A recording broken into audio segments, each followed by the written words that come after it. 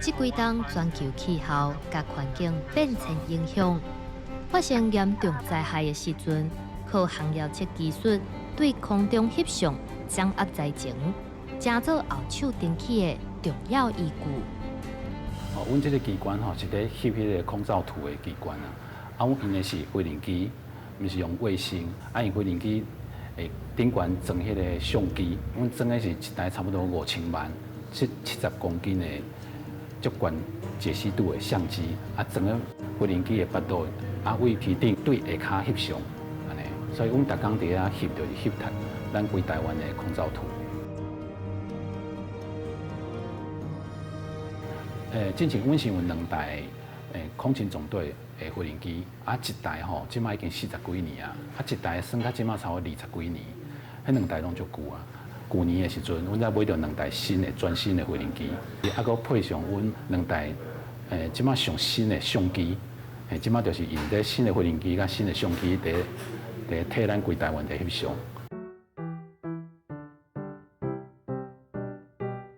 执勤这工透早。航测人员按照规定观测气象、甲空中摄影，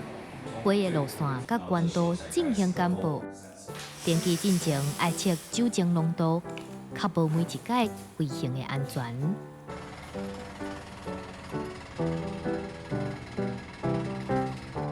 我今日检查飞机每一天要飞进前，拢爱检查飞机伊的状况。看是毋是完好，还是有啥物毛病会使确定讲咱这道任务会使顺利的来执行安尼。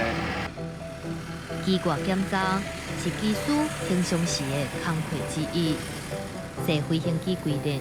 主要是要看机体、链仔、甲摄影机外观敢有受到损害。阮在飞迄个飞行的路线，其实是南北向，所以阮甲台湾是切足80条飞行的路线，为西甲东总共80条。咱今日要来台东迄边嘛是足侪条航线，咱嘛是拢南北向去飞，所以飞完一条，可能为南飞到北边，就要为迄边搁西头，为北边搁飞来南边。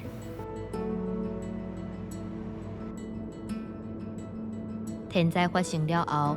飞行机顶有悬解析度的相机，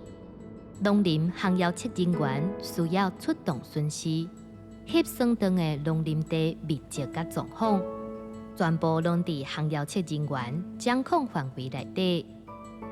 对咱台湾翕的这个景象看起来印象较深的就是迄个88风灾了，迄边咱规个南部拢就影响足大的，一寡路断去